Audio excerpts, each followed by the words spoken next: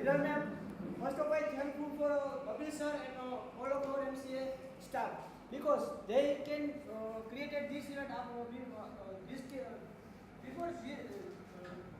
created this event before Abdul Kalam, APJ Abdul Kalam. એક તમને થોડી સ્ટોરી કહી દઉં એપીજે અબ્દુલ કલામ કેવા હતા કે શું કરતું. મારો સબ્જેક્ટ તો એસટીએલસી સમજાવવાનો છે, પણ આપણે કેવા માટે આવ્યા અત્યારે તો કે પહેલાં આપણે સ્ટડી રિલેટેડ આપણે સમજાવવાનું છે. ગમતી કોને study like study for APJ Abdul Kalam. APJ Abdul Kalam હતા અને સ્ટડી બહુ ગમતી. તેઓ વધારે પડતા પુસ્તકો વાંચતા. આપણા સ્ટાફના મેમ્બરે કીધું કે બહુ ખુદરૂપા હતા. એ ઠીક બરાબર છે હતા, પણ એને સ્ટડી પ્રત્યે બહુ પ્રેમ હતો. બહુ જ તે વાંચતા નવું વિચારતા રહેતા. બરાબર છે. રામેશ્વરમાં તેને ભણતર લીધું હતું. એટલે આ ઇવેન્ટ એટલા માટે યોજાય. આપણે બધા બોલીએ છીએ અને પ્રેઝન્ટેશન આપીએ છીએ, એનું કારણ શું કે એપીજે અબ્દુલ કલામને સ્ટડી પ્રત્યે બહુ પ્રેમ હતો. એટલે આપણે અત્યારે ઇવેન્ટ આયોજન કર્યું સરે અને સ્ટાફના મેમ્બરે કે આ એપીજે અબ્દુલ કલામનો બર્થડે છે, એટલે થોડાક સ્ટુડન્ટ પોતાનું સ્ટડી અને કોઈ જેને સ્ટુડન્ટ આવડે છે બીજાને સમજાવે. એટલે મેન કારણ આ છે આજની ઇવેન્ટનું કે એપીજે અબ્દુલ કલામને સ્ટડી બહુ ગમતી, એટલા માટે એને આજે બર્થડેના દિવસે ઇવેન્ટ યોજના કરી. એટલે પહેલાં તો થેન્કફુલ છું બધાનો, સરનો, મેડમનો અને પહેલાં તમારા ક્લાસમેટ કે જે મને સાંભળે છે. Thank you. મારો ટોપિક છે એસડીએલસી. એસડીએલસી હું પ્રેઝન્ટેશન કે પીપીટી નથી લઈ આવ્યો, સિમ્પલી ખાલી હું તમને ઓવરવ્યૂ જ આપીશ કે આમાં આ વસ્તુ થાય છે, કારણ કે પીપીટીમાં તો સમજાય તમે વાંચીને બધા આવડી જાય. પણ મારો ધ્યેય એવો છે કે તમને ખાલી ગુજરાતીમાં કહું તમને ખબર પડે કે આમાં આવું છે. જે મને ખબર પડી છે તમને ખબર પડવાની કોશિશ કરું એવી આશા રાખું. ફર્સ્ટ ઓફ સોળમનો ટોપિક છે એસડીએલસી અને મોસ્ટ આઈએમપી 90% અને સરે કીધું છે કે આ નીકળશે, એટલે મેં કીધું પહેલા પ્રિપરેશન કરાવો.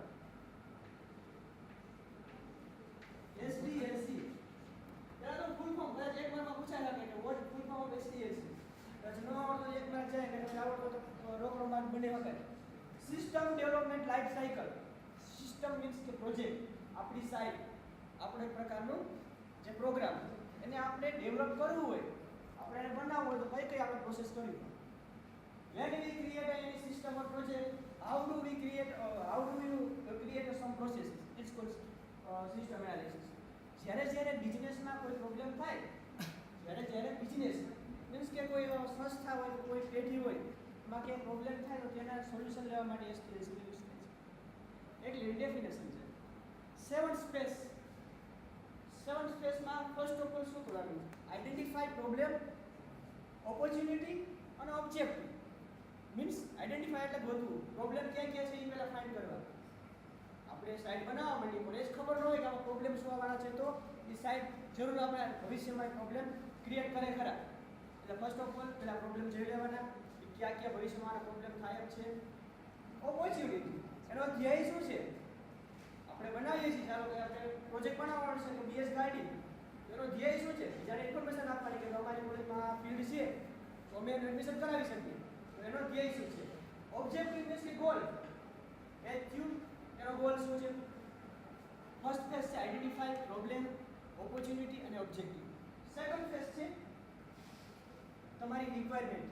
તમે કઈ રીતે તમે રિક્વાયરમેન્ટ ફાઇન્ડ કરો છો, તમારે જોવું જોઈએ છે ને કે આની જરૂરિયાત શું છે, એના પર તમે તમારો પ્રોજેક્ટ ક્રિએટ કરો. એટલે ડિટરમાઇન હ્યુમન ઇન્ફોર્મેશન રિક્વાયરમેન્ટ. માણસની કેટલી રિક્વાયરમેન્ટ છે એ જોવાની. કઈ રીતે જાણી શકાય? કે આપણે ઇન્ટરવ્યૂનું આયોજન કરી શકીએ, બધાને આપણે પૂછીએ કે તમારી રિક્વાયરમેન્ટ શું છે, તમારી રિક્વાયરમેન્ટ શું છે, એ બધાનું ઇન્ટરવ્યૂ ફાઇન્ડ કરવાનું. પછી એમાંથી એસ્ટિમેટ કાઢવાનું કે ના આમ કરશું તો આગળ જતા પ્રોબ્લેમ નહીં થાય, એસ્ટિમેટ કાઢવાનું. પછી એનું ડોક્યુમેન્ટેશન ક્રિએટ કરવાનું. ડોક્યુમેન્ટેશનનું મિનિંગ શું? ખાલી એમ જ નથી ક્રિએટ થતું, તમારે પ્રોજેક્ટનો જોવો પડે. આપણે રિયલમાં બનાવે છે ડાયાગ્રામ, મીન્સ એનો ખાલી એટલો જ અર્થ છે કે તમારા પ્રોજેક્ટમાં કઈ રીતે ફ્લો જાય છે અને કઈ રીતે તમારું કામ થાય છે, તમે કઈ એક્ટિવિટી કરી શકો છો, યુઝ કેસ બરાબર, તમારું કામ કેમ થાય છે એને કહેવાય ડાયાગ્રામ. બસ આ જ વસ્તુ છે કે આપણે રિક્વાયરમેન્ટ ફાઇન્ડ કઈ રીતે કરી અને એના ઉપર આપણે સોફ્ટવેરમાં કામ કરીએ. મીન્સ કે મેં તમને કીધું કે રિક્વાયરમેન્ટ પહેલાં જાણી લેવી કે કઈ જરૂરિયાત છે. બે ફેઝ કમ્પ્લીટ થયા.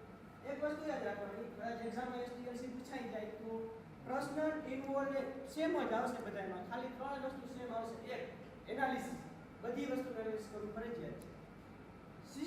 યુઝર મેનેજમેન્ટ, આ બધી વસ્તુ થાય છે, યુઝરનું મેનેજમેન્ટ થાય છે કે નહીં, યુઝર જે જોઈએ છે યુઝરને એ આપણી સિસ્ટમમાં મળે છે કે નહીં. સિસ્ટમ મેનેજમેન્ટ, સિસ્ટમના અંદર રહીને જ કામ થાય છે કે બહાર. ત્રણ વસ્તુ તમે લખી લેશો એટલે બસ કમ્પ્લીટ. ત્રણ વસ્તુ ફિક્સ આવશે. પેલો ફેઝ આઈડેન્ટિફાઈ પ્રોબ્લેમ, ઓપોર્ચ્યુનિટી અને ઓબ્જેક્ટિવ.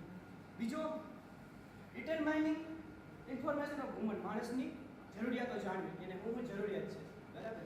સમજાય છે કે બરાબર જાય સમજાય કે બરાબર રેડી? ત્રીજો પેજ આવ્યો એનાલિસિસ, નીડ ટુ એનાલિસિસ. આપણે બે વસ્તુ કરી ભાઈ, પ્રોબ્લેમ આઈડેન્ટિફાઈ કરી લીધો અને રિક્વેસ્ટ જાણી લીધું, એનાલિસિસ કરવું જ પડે. તમે એનાલિસિસ ન કરો ને તો તમને ખબર કેમ પડે કે તમે શું કરવા માંગો છો?